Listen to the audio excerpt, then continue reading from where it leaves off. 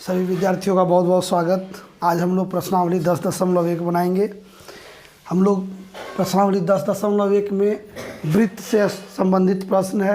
वृत्त के बारे में आप लोग पहले पढ़े हैं। तो पहला प्रश्न यहाँ है, एक वृत्त की कितनी स्पर्श रेखाएं हो सकती है। स्पर्श रेखा क्या, पहले ये समझते हैं। मान लीजिए ये वृत्त है, तो कोई भी रेखा ऐसा हो सकता है इस पे। तो ये जो रेखा है ये तो इसको छू ही नहीं रही है, ये इसको प्रतिच्छेद कर रहा है रेखा दो जगह, ये भी इसको प्रतिच्छेद कर रहा है। लेकिन जो रेखा सिर्फ वृत्त को छू रहा है, सिर्फ छूता है, एक बिंदु को छूता है, उसको स्पर्श रेखा कहते हैं। तो किसी भी वृत्त में कितने स्पर्श रेखा हो सकती है, तो इसका उत्तर होगा अनगिनत। कितना होगा? अनगिनत। क्यों? तो हम लोग जितना चाहें उतना हर वृत्त के हर बिंदु पर हर बिंदु अनगिनत बिंदु है वृत्त पे, इसमें हम लोग गिन नहीं सकते कितना बिंदु है वृत्त पे, इसलिए हर बिंदु पर एक स्पर्श रेखा होगी और उसको हम लोग कह सकते हैं कि अनगिनत बिंदु है। उसके बाद 2 नंबर प्रश्न में रिक्त स्थानों को पूर्ति कीजिए। खाली स्थान है, कह रहा है किसी वृत्त की स्पर्श रेखा उसे डैश बिंदु पर प्रतिच्छेद करती है, तो सिर्फ एक बिंदु पर प्रतिच्छेद करती है, एक ही बिंदु पर छूता है वो। ठीक है। दूसरा है, वृत्त को 2 बिंदुओं पर प्रतिच्छेद करने वाली रेखा को डैश कहते हैं। 2 बिंदु पर उसको छेदक रेखा कहते हैं। क्या कहते हैं? छेदक रेखा। ठीक है। तीसरा में है, एक वृत्त की डैश समांतर स्पर्श रेखाएं हो सकती है। एक वृत्त की डैश समांतर, किसी भी वृत्त में, जैसे ये वृत्त है तो समांतर रेखा 2 ही हो सकता है आमने सामने, तो इसमें 2 होगा।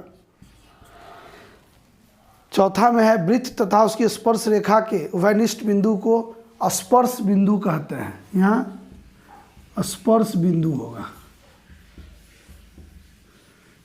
बिंदु, ये बिंदु जो है इसको स्पर्श बिंदु, जहाँ पर वृत्त और स्पर्श रेखा एक दूसरे को छूती है उसको स्पर्श बिंदु कहते हैं।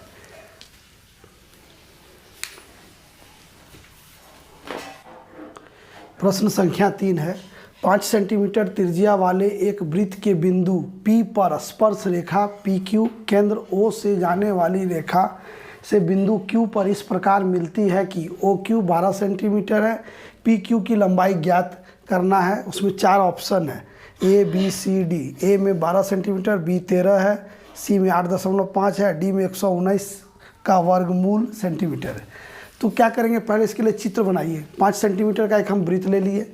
ठीक है। कह रहा है कि 5 त्रिज्या वाले एक वृत्त के बिंदु P पर, बिंदु P हम यहाँ लिए हैं, ये है बिंदु P। कह रहा है बिंदु P पर स्पर्श रेखा PQ, तो ये स्पर्श रेखा हम लिए PQ। ठीक है, ये PQ लिए।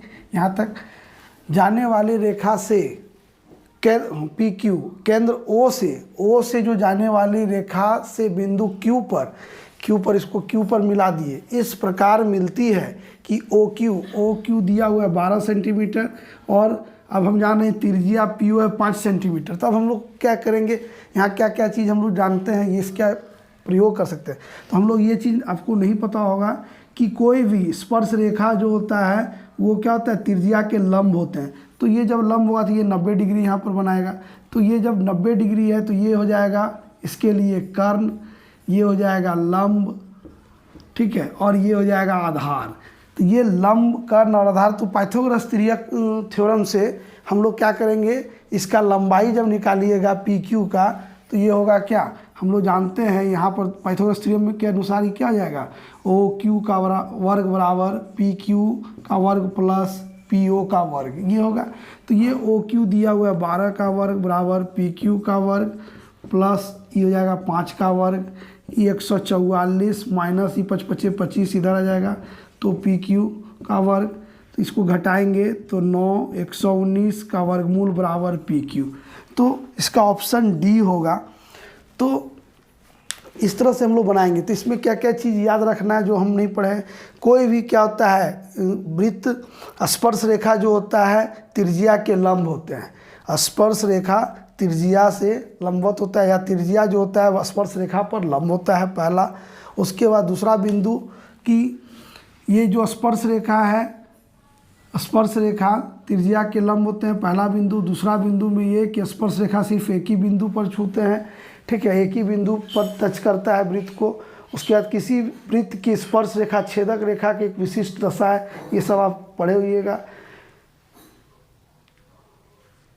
तो इस तरह से आप प्रश्न, तो स्पर्श रेखा जो होता है इस वृत्त को सिर्फ छूता है, ये प्रतिच्छेद नहीं, सिर्फ एक बिंदु पे छूता है, मान लीजिए कोई बिंदु पे, ठीक है। और यहाँ पे जो है त्रिज्या उस बिंदु पे क्या होगा, त्रिज्या लंब होगा। तो इसका ही प्रयोग करके हम लोग फिर पाइथागोरस परिमेय का प्रयोग करके इस तरह का सवाल हम लोग बनाएंगे। या स्पर्श रेखा की लंबाई ज्ञात करने का सकता है, तो सवाल इसमें बदल सकता है। ये तीन में से कोई भी चीज़ निकालने के लिए कहा जा सकता है। या तो केंद्र से दूरी है बिंदु का, स्पर्श रेखा की लंबाई बोल सकता है, या त्रिज्या निकालने पर सवाल आधारित आ सकता है। तो इस तरह से आप इस सवाल को हल कीजिएगा। मेरे साथ बने रहिए। वीडियो देखने के लिए सभी को धन्यवाद।